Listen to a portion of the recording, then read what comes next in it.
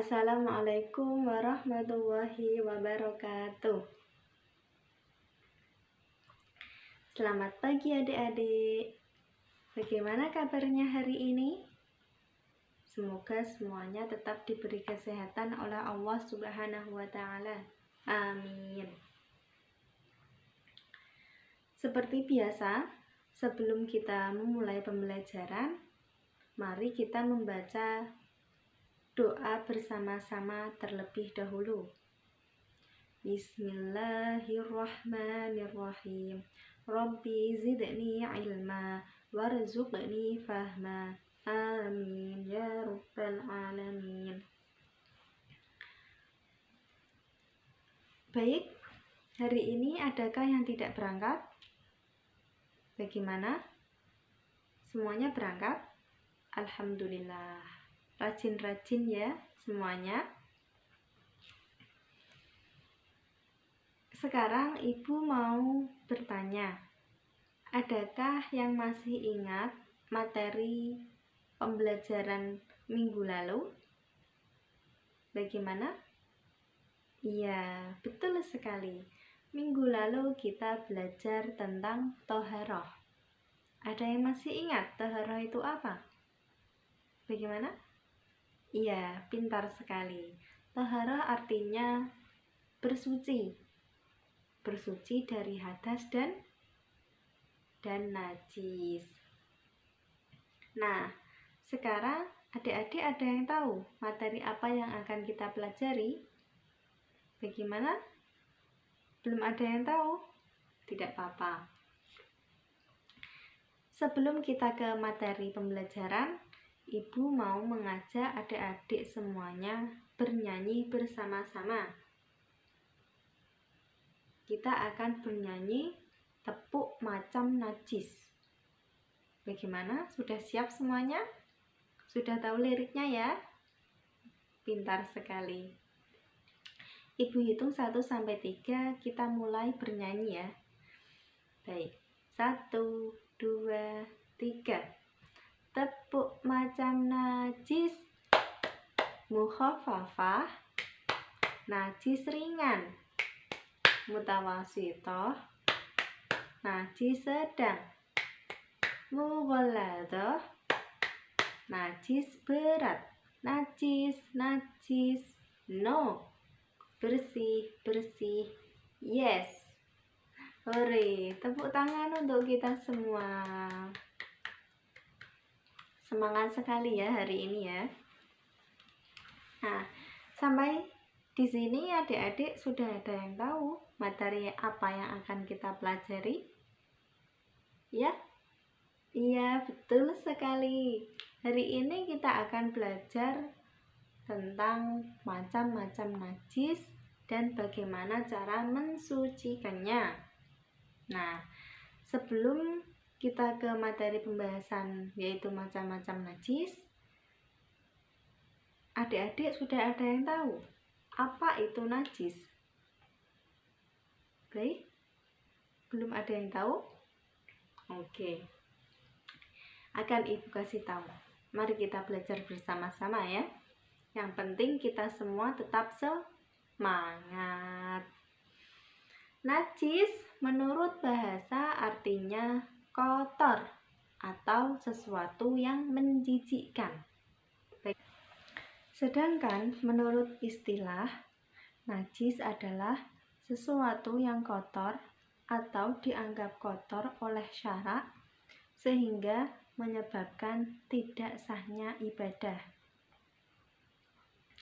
Kotoran sendiri dapat berbentuk padat dan juga cair. Najis dapat menempel kepada anggota badan, pakaian, tempat sholat, ataupun peralatan-peralatan lainnya. Nah, poin berikutnya poin selanjutnya yaitu macam-macam najis. Para ulama membagi najis menjadi 3 bagian. Yang pertama yaitu najis muhafafah, yaitu najis yang ringan seperti air kencing bayi laki-laki yang belum makan apa-apa kecuali minum ASI atau air susu ibu. Nah, lalu bagaimana cara kita mensucikannya? Yang pertama, kita lap barang yang terkena najis terlebih dahulu. Lalu, kita renjiskan air atau kita percikan air ke tempat yang terkena najis tersebut. Nah, lalu yang terakhir kita lap benda yang terkena najis tersebut sampai kering. Nah, yang kedua yaitu ada najis mutawasitoh atau najis pertengahan atau najis yang sedang. Seperti apa contoh najis mutawasitoh? Contoh najis mutawasitoh yaitu ada nanah, darah, ada bangkai, ada kotoran manusia atau hewan, ada arak, dan lain-lain. Nah, najis mutawasitoh itu sendiri dibagi menjadi dua, yaitu ada najis hukmiyah dan juga najis ainiyah. Najis hukmiyah yaitu najis yang tidak dapat dilihat oleh mata, seperti air kencing yang sudah kering dan juga arak yang sudah kering. Itu tidak dapat kita lihat oleh mata. Nah, yang kedua yaitu najis ainiyah, najis yang terwujud atau najis yang dapat dilihat oleh mata, seperti darah, nanah, bangkai, atau kotoran manusia dan hewan. Nah, lalu bagaimana cara kita mensucikan najis mutawasitoh? Yang pertama, kita hilangkan najis terlebih dahulu.